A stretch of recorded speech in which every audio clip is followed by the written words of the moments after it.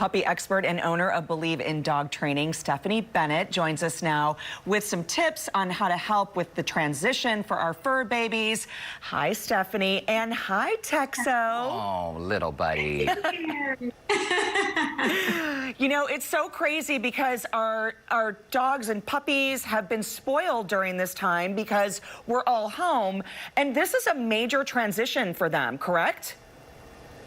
Yes, they love it so much. They've just been relishing in the fact that we're home with them all day. They're such social animals, which is why they love it, because we like to be social with them. They like to be social with us. But they love everything to be the same. So if we go from being home all the time to suddenly being home hardly at all again, then that's going to be a really hard transition. And I'm already starting to see it. And Stephanie, is that transition something that we should start making now? Like little by little, should we start leaving the house for, you know, a couple hours at a time? Yes, I've been telling people literally from the very beginning of this is because what I'm hearing more and more is that people aren't leaving their dogs alone at all because it's been hard to find places to go and things like that. So if you haven't started, you must start now, because whatever the new normal looks like, we are actually going to start leaving the house again. And so it is really important to try to start leaving for small increments of time, even if it's just 15 minutes. But it's very important for your dog to start getting used to being alone again, because it can be anything that's cut off or starts again like that really quickly can be difficult for them. So they are experts observers of our behavior. So if they learn that you picking up your keys or picking up your purse or whatever it is, the last thing you do before you walk out the house, start practicing that without actually even leaving, and then leaving for like 15 minutes, and then, you know, running to the grocery store, or 30 minutes. You're doing this, just little bits of time coming back and forth, and then doing the same routine that it looks like when you're leaving the house, just to slowly start to get them used to that again. And what's so interesting too, Stephanie, is you say that we should start social distancing. We were just looking at some video of the person working and then the puppy's at your feet, or the, you know, the puppy bed is right next to you. So you say create that distance now. Yes, start doing so. Don't let your dog be Velcro dog, meaning following you every single place that you go. So whether it means, okay, I'm going to go check the mail, or start practicing that, letting them be in their crate in a different room for just a few minutes. It's a real important thing for them to be in a crate when you're home. That's really good. Or can I be in my long-term confinement area or a safe space? But start practicing, because we see they're like, what are you doing? Well, how could you definitely leave me alone? I'm like, no.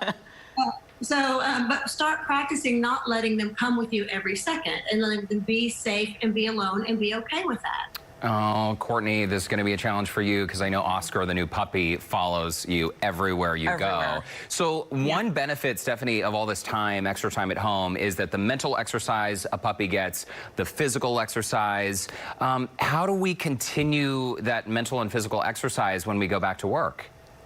Right, that can be a big thing too, because it's been so wonderful. I mean, everybody's out walking their dogs, like you were talking about. Everybody's out right now walking their dogs with dogs. It's been so good for them because they're getting multiple walks a day. So we need to make a plan, because we also don't want to go to suddenly, well, maybe I have time to walk you today, maybe I don't, especially if we've been doing all this for this long. So make sure you get up early and get in a good walk or a good play session. That's a flirt pull right there, which is the best way to get out a big giant burst of energy. So do something to make a plan that you're going to have some physical exercise ready for your dog. You could hire a dog walker to come in the middle of the day, which is a really nice service to have. And then also leaving them with some interactive puzzle toys when you leave to help redirect their brain and keep their brain busy for a little while when you first leave. And when we are kind of creating a new normal, a new routine, Stephanie, is it common to kind of see maybe the dogs and puppies start to regress a little bit?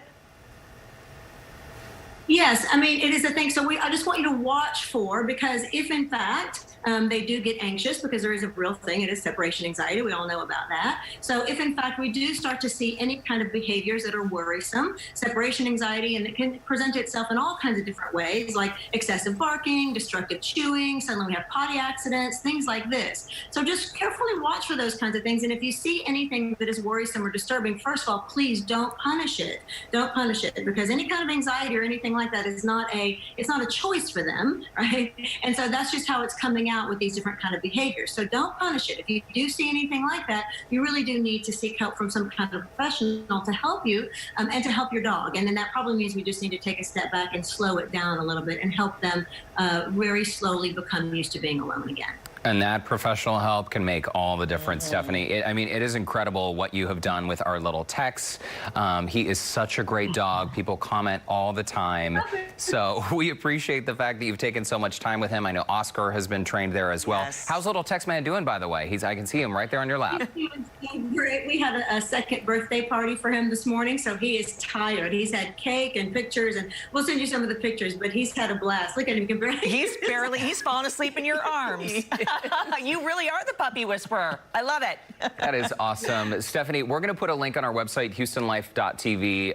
If viewers just click on the Scene on Houston Life section, they can connect with you. Again, Stephanie Bennett, we appreciate your advice and your help, as always. Thank you guys so much. So great to see you. You too. Take care. And coming up next...